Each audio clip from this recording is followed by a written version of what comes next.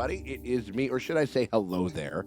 I'm Sean Tank Top. I'm over here at Cosplay Tank Top. I'm hanging out with my very good friends Dustin and Morgan Drace over there at the dojo. Darth Drace, how you doing over there, Draces? Yeah. I just throw you guys. I just pop in a little something like that. Darth I know Drace, he's man. dead. I know he's not around anymore. But like the Or is he? Or is he? No, he's absolutely 1,000%. We're talking about another piece of extended universe in the Star Wars canon that they're bringing up in the new show that's coming out in August. Ahsoka. We got the official trailer. We rocked the teaser. Looks fun. We didn't catch that the lightsabers were orange, which was like, which means why the fuck ever. Yeah, like, you guys know what I mean? Like, I yes, there's a difference, and that means something within the thing, but like, it's, you know, it just kind of looks like a red lightsaber, and that this is the first time that Dave Filoni himself is like kind of doing like a whole show. It's kind of always been like him in tandem with a Favreau or with Rodriguez or with he's kind of like peppered his touches throughout stuff, done some directing. I will say every one of his episodes that he's ever done, I've really liked. He did the Ahsoka one where it was like that cool Kurosawa. She fought the chick with the spear. Cool. Very fucking cool staging. He did the Cad Bane introduction episode of Book of Also Boba great. Fett, which was again like just in and of itself, it was like really well staged, good tension and stuff. I think he has good instincts as a storyteller, and you know, kind of we're big fucking Andor heads over here on this fucking on this channel, and like I don't need Andor every time. I don't fucking need Andor every time. But if we could kind of bridge a little bit of the gap between like a Mandalorian and like an Andor, just like a little middle ground in there where there's just like I don't need like a super like multi-layered like kind of deconstruction of what it's like to live under a fascist regime. But I do need like the dramatic connective tissue that makes sense. Yeah, I need like a television show and not just like season 3 was such a step back, like in a lot of ways. It felt like almost, I don't know, like a group project where no one could get together. So they're like, we'll just do your part. You go just go do your part. And then on the day, we'll just stick it together. It's fine. Very disconnected from itself, you know? There's a chance here for like a nice like little middle ground, like some really fun, like awesome like stuff with like a likable crew and shit, but also like again like a story that feels like it builds on itself. But I mean, I think we should just take a look at this thing and get some eyeballs on it, check it out, and then we'll talk about it afterwards. Okay. So we appreciate you guys for hanging out with us. If you guys want to make sure that you guys get all of our coverage of Ahsoka and you guys want to see that before anybody else does, you can join us on our Patreon, which is linked in the top pinned comment, or just hit us with a like and a subscribe, ring the bell thingy so you get notifications. So when we start to drop these in August, you guys are the first to hear about it here on YT. So we appreciate you guys for hanging out with us. Oh, shit. Oh my God. It's inevitable. One must destroy in order to create. Ooh, they're leaning into the Ray Stevens. Jedi. yeah. Okay. All right, dude. All right. I started hearing whispers of Thrawn's return as heir to the Empire. Oh, wow, they're okay. There he is. His ears are there, even everything. Blue ears and all that. Power. Such Oh, as that's you old never girl dreamed. who fought Ahsoka too with the staff. Yeah. I've spent most of my life fighting a war. That's why I'm trying to convince you to help me prevent another one. Oh, there's You and I both know Mon Mothma. Yeah, Mon Mothma's in this. She's still just as stubborn as ever. I bet your master found you difficult at times. Anakin never got to finish my training. I walked away from him, just like I walked away from Sabine. You never made things easy for me, Master. Well, As a Jedi, sometimes you have to make the decision no one else can. Oh shit. But I'm counting on you to see this through. Nice haircut.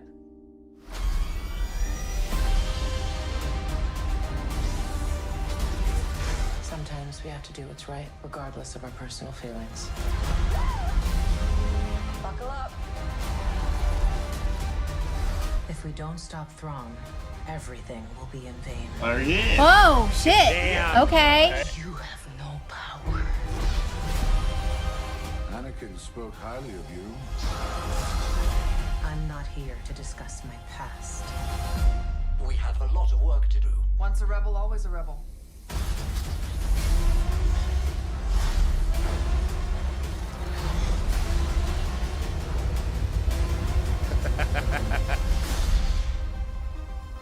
That was sick. Yeah. Ooh, two Two episodes episode premiere. Oh man, with the editing, the editors are gonna be working overtime that night.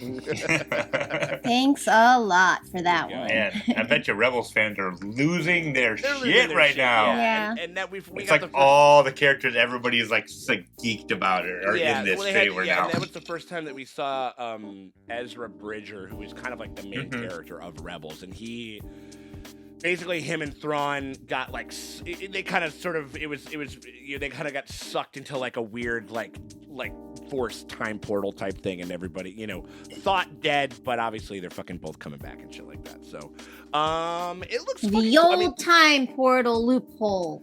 a little bit, right? Gets them every time. Don't know what to do with your characters, just shove them in a hole. Just shove them in a hole. Yeah, just huck them in a hole, and then you're good. And you never know when that IP will be handy. And you just Morgan, take them out of the hole. Right. It gets even crazier. Like they were kind of more taken to the hole by a bunch of like Force space whales.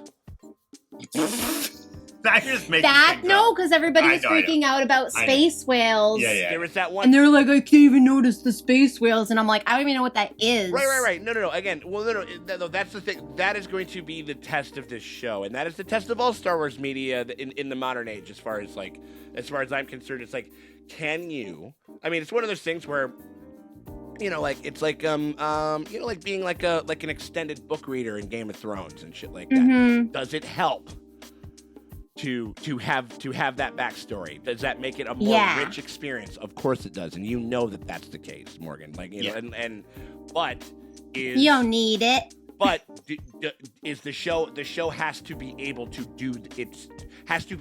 show without any of that. It has to be able to communicate like its core themes. I mean, come on, why don't you just watch all of Clone Wars? It'll only take you like 3 years. Yeah, right, 100%. Yeah, there's only 399 episodes to watch, and then you just get caught up by August. You've got 2 weeks. It'll be fine. That people were saying that shit. Like, you guys should like just cover Rebels, and I'm just like, what are you talking about? Like that. Like even if we didn't do it for the channel and all of the time that it takes to do that stuff like that, that's just like, it's a big ask, but. And Filoni has talked about that. He has said, like, this is, like, he goes, like, it helps, but you don't have to have fucking, you don't have to have watched that to make it. So now that's what he says. We'll see what happens in practice. These guys who, and again, like, I think the whole, like, the space whale thing, like, looking back on it, it's mostly the fucking piece of shit fucking fans that make that shit like kind of like a chore. Like, because that moment was a nice little seeding to somebody, like they're in hyperspace and you see something like it elicits your imagination. It elicits like something where you're just like, oh, what is that, or whatever it is. And then later in an extended part of the story, they explain it. You know what I mean? Mm-hmm. It's like when people think that you should actually go. You should have a reaction to something that you're not privy to, or whatever it is, which is like, it's like, oh no, wait, this is Star Wars, like when you hint at a greater, bigger thing, and then you like reveal what that is later in your story. You know what I mean? And so like, I think that, I don't know, it looks really sharp and zippy though. Like some of the, it looks fun, and there's a part of me that was like, okay, there was a lot of those moments that are like classic, like TV trailer, like nice haircut, buckle up, like you don't have any power. Right. You know, they're taking these little. Man. It's just like you're and like, but like, I don't mind it. It's fun, and like, I mean, if I were a kid, like, I'd be so jazzed about this. I'm jazzed about this as an adult. Yeah. Right, and with not as much context, it's like said kid might actually have I think the idea that it's sort of like the fucking sandbox that it seems like Filoni has kind of just wanted to play in, like for a lot of this thing, and he's been kind of dipping his beak a little bit here and there, getting more comfortable behind like the camera of like a live action thing, and also I think like people have said before, like speaking of like a Clone Wars and stuff, like where there's a lot of filler because, you know, fucking Nickelodeon says we need 24 fucking episodes. Like, you know what I mean? Like, and I'm sure if there was like a whole thing where it's like if you only got an order of like 12, you'd have a really tight, compact narrative and stuff like that. Star Wars has had its problems with that. Yeah, Absolutely. I like the idea that, like, yeah, like you could make this 10 episodes and you could have padded it and dragged it out, or you just make it 8 and, you know, do 8 40-minute episodes that feel succinct and complete. And what you mean, Morgan, where it's like this is like where this is the one thing that I will say, at least for this one, that I think that also helps a lot, like because two of the biggest disappointments I think so far, or maybe and maybe we can throw in fucking season 3 of Mando with this. I think season 3 was like not the greatest. But as far as just like we come into a series like in and of themselves, Obi-Wan and Boba Fett. Both of those properties, both of those things were originally conceived as feature films.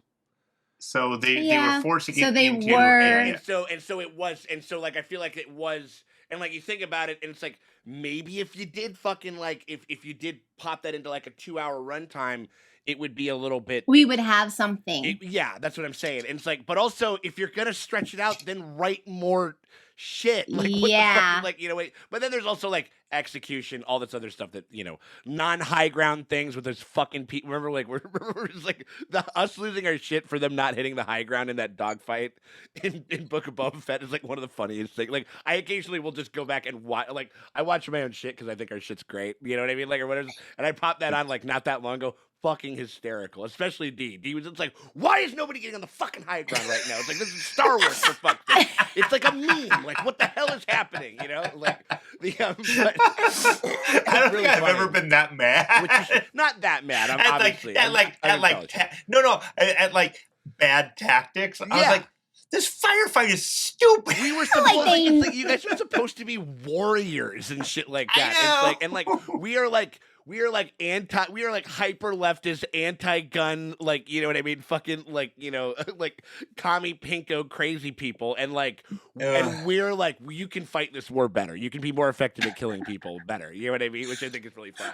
But, I mean, yeah. And like, yeah, in Star Wars, I feel like it should be a rule anytime you're doing something and you're not taking the high ground, you need some character to be like, either we should have done the high ground, or be like, I know everyone always says high ground's better, but right, something you need to address it. This would be a great thing for you. They're like, you know what? I know, like everybody keeps talking about the high ground. I know how we're gonna get the drop on them, and they go underground into the sewers, and they go up and take them by surprise. You know what I mean? Mole people. Totally. Like it does. I'll say this: like there's some stuff.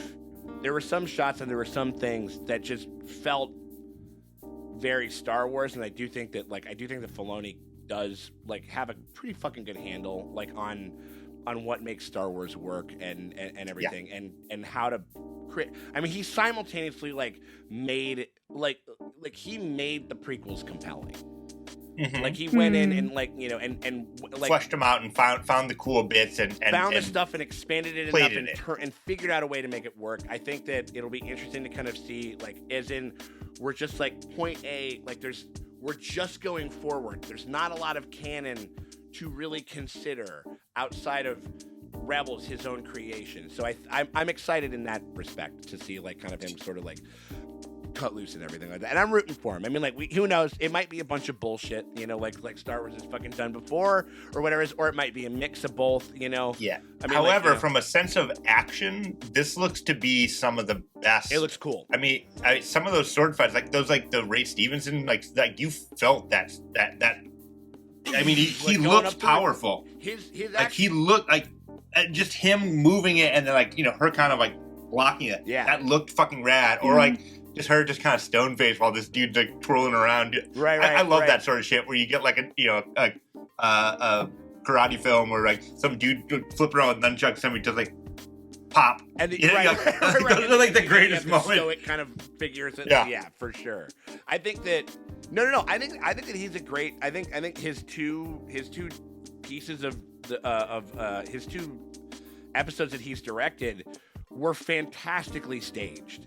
Like, you know what I mean? I think his as far as like, and if you're gonna rip off and do homages to stuff, like he's picking the good stuff. He's doing Kurosawa. He's doing fucking Sergio. He's kind of like he's like the Tarantino, you know. Or I mean, George Lucas was just basically doing the same thing, you know, from the beginning. So it's. But also, I mean, when you think about it, because we're just like, you know, like referencing the writer's strike.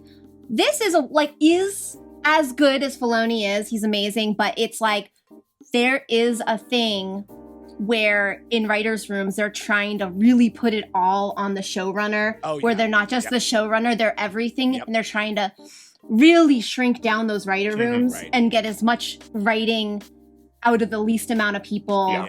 And so it's like when you have a show where you're like, I don't understand, the showrunner's amazing, he did so well before, why is this bad? I think that's another conversation of like, that's why they're on strike. Is because they're putting it all, no matter how good the guy is. Oh yeah, no matter how good he is. I mean, like, 100%. And not having enough people like looking at it too. Right, or you also need like somebody like where it's like, if it were me building out that writer's room and shit like that, I would have like you know, like 2 or 3 people that really know lore, 2 or 3 people that kind of can handle like inner character dimension, like dynamics, like kind of about like, you know, the world and everything like that. And I would have 2 or 3 people that don't know wild cards. Star Wars. Yeah. You know what I mean? Don't know nothing about Star Wars. That's kind of why, that's another reason why Andor was so singularly worked, is because Tony Gilroy does not really like Star Wars. like doesn't, or isn't interested in the same ways that other people are. And that's where, you know, like, I think we've talked about this before, where I think that sometimes lore heads like they can pack a bunch of shit into like a story, but doesn't have reverence, doesn't have dramatic thrust, isn't able to walk on its own 2 feet and shit. Or like sometimes it's like, like when I try to talk about like Song of Ice and Fire, I'm not very good at talking about it because I have this like, I'm just assuming everybody knows the same things I do. Right. So you have this shorthand and you're like, well, no, but like what I said was this, and like, don't you know that, right? And they're like, no, and that's I don't know. I don't know shit of what you're talking. Morgan. That's like, that's exactly it. You know what I mean? You don't have like a I think there's a layer of disdain that I think that you don't bring to the table when you have those conversations with people. Because I know I'm the problem, not the people who don't understand what the fuck I'm talking about. They can be a surrogate for, like, you know, you do have to consider that. I am sorry to break it to people, like you have to consider people just coming in, watching your thing, like for the first time, and like and it also boils stuff down to their essence of the things that you need to prioritize, like, which is like, what do these people want? Why do they want it? Why do we care? What is at stake? And shit like that. And then you get a Kino Loy, you know? You get a character like that, you know, given to a good actor. Man. And with a whole arc and a whole, like, progress and growth. Out.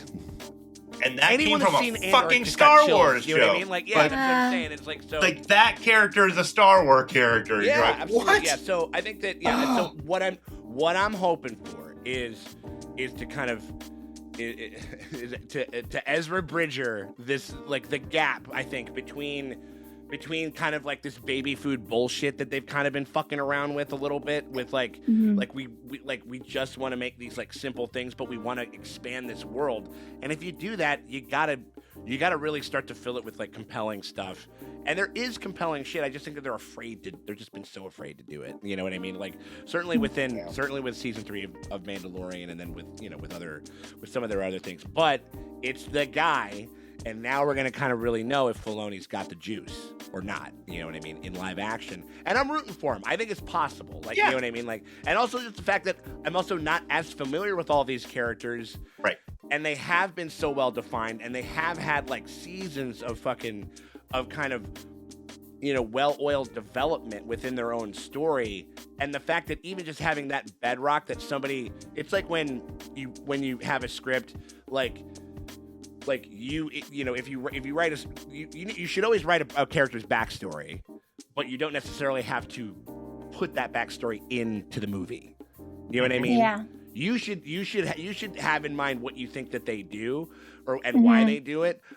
But like that motivation has to be there. But like you also need to, but also like you don't have to elicit it, because then that leaves questions for the audience. That leaves something that you can allude to and like all that type of stuff. So I don't know. I'm rooting for him. I think it's gonna be. It looks zippy. It looks cool as fuck. Like I'm excited to kind of jump whole hog into the fucking world and shit like that. And also I just got it. And now I can just now I got again more weekly like chats with Maddie K, like who's was just like how are they doing with this? And she's like, they're fucking perfect, or whatever. I always love how excited she gets about this shit. So so we're gonna be very excited to be checking this thing out in August. If you guys are excited and you guys want to make sure that you guys catch all that shit in August, just make sure that you hit that like and that subscribe, ring the bell thing, so you get the notifications for all of our Ahsoka coverage. And if you guys want to get early and have access to that before anybody else does, you guys can do that by becoming a part of our Patreon. Links down there in the top end comments and description below. We thank you guys very much for hanging out with us, and we'll check y'all later.